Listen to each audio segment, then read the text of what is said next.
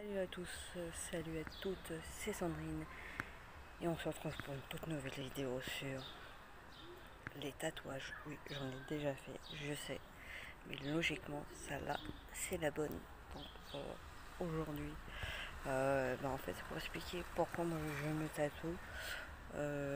Comme je l'ai souvent déjà expliqué, je suis pas le genre de personne en fait à me tatouer, mais en fait pour faire comme les autres. Et j'ai souvent aussi entendu dire les amis que d'ailleurs n'hésitez pas à donner vos avis dans l'espace commentaire, que ça m'intéresse aussi. Bon, on n'est pas là non plus pour s'attaquer compagnie, hein, bien sûr.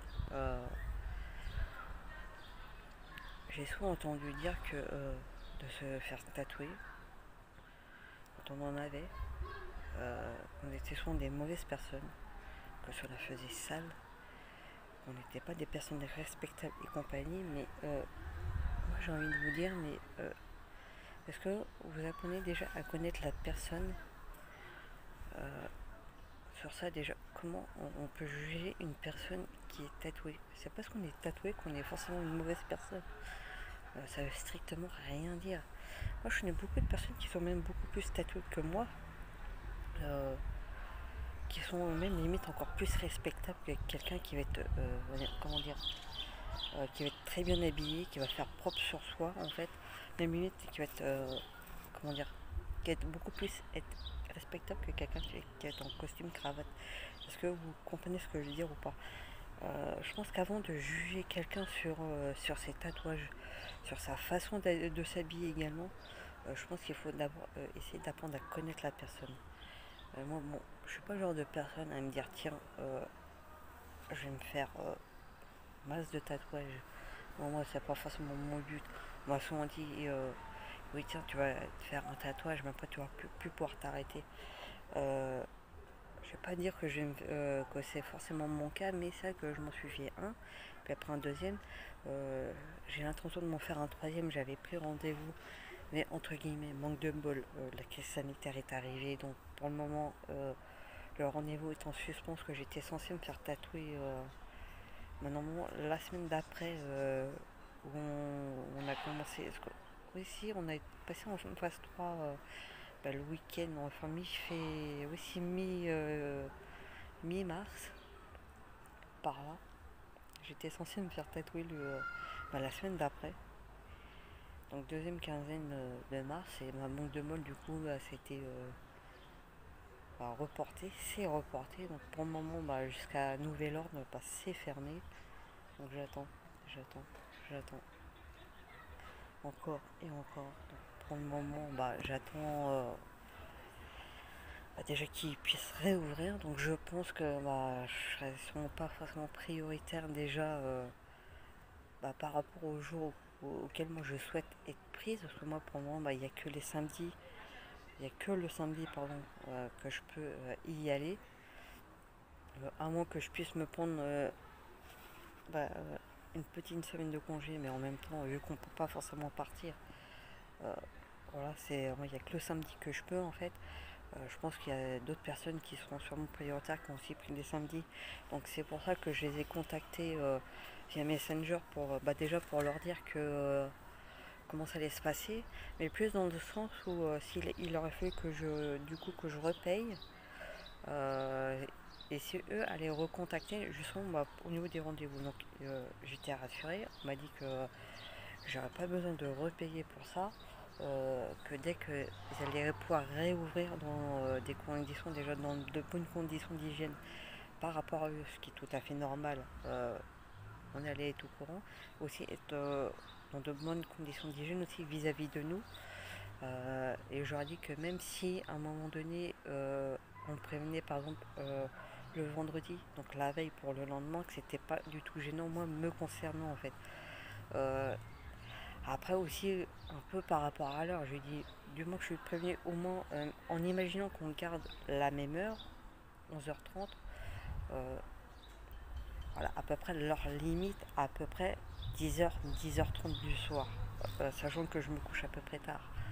Parce que voilà, après, j'ai pas forcément envie de me coucher non plus voilà, si jamais, c'est après c'est pour savoir si je peux me dire tiens, je peux passer en gros nuit blanche ou si je dois prévoir de me coucher une heure correcte pour pas me lever le lendemain.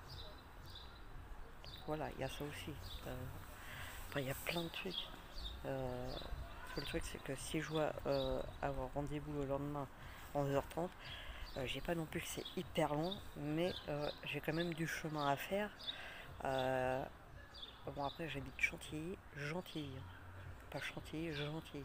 C'est sur Malakoff, sachant que le bus s'arrête avant la gare de Châtillon-Malakoff. Après, j'ai quand même une bonne marche à faire, donc après, voilà, c'est juste pour prévoir le coup. Moi, en fait, les tatouages, le premier, le cœur et le signe infini, je l'ai fait parce que j'ai énormément de mal à dire je t'aime aux personnes que j'aime en fait. J'ai toujours été comme ça en fait. Après, je sais pas si c'est en rapport parce que c'est vrai on n'est pas forcément très. On n'a pas été. Je sais pas si c'est en rapport au fait que bon, on n'a pas forcément été habitué avec nos parents à se faire des câlins, à se dire je t'aime et compagnie, mais c'est vrai que on a du mal à dire je t'aime. Même mon frère, on se rend compte que par rapport à d'autres une autre génération qui ont eu ça avec leurs parents. Nous, on n'a pas eu, donc on a vraiment du mal à exprimer nos sentiments. Et du coup, je me suis dit, tiens, ça peut être une bonne idée de faire ça en tatouage. Donc c'est pour ça que je me suis dit, tiens, ça peut être une bonne idée. Et du coup, je l'ai mis à l'intérieur du poignet gauche. Vous allez me dire pourquoi forcément côté gauche. Dans le sens où bah, le cœur quand même de base est côté gauche. Le truc qui paraît logique. Je sais que dans certains cas, il peut se trouver à droite. C'est rare, mais ça peut arriver. Pourquoi à l'intérieur du poignet, mais vraiment à l'intérieur. Bon, là, c'est pas de ce côté-là, donc ce côté intérieur, dans le sens où bah, ça reste quand même discret. J'aurais pu le faire de côté profil, mais voilà, même de côté comme ça, face à l'intérieur, ça reste discret. Et en noir et blanc, avec des nuances de gris, ça reste aussi discret. Ça passe.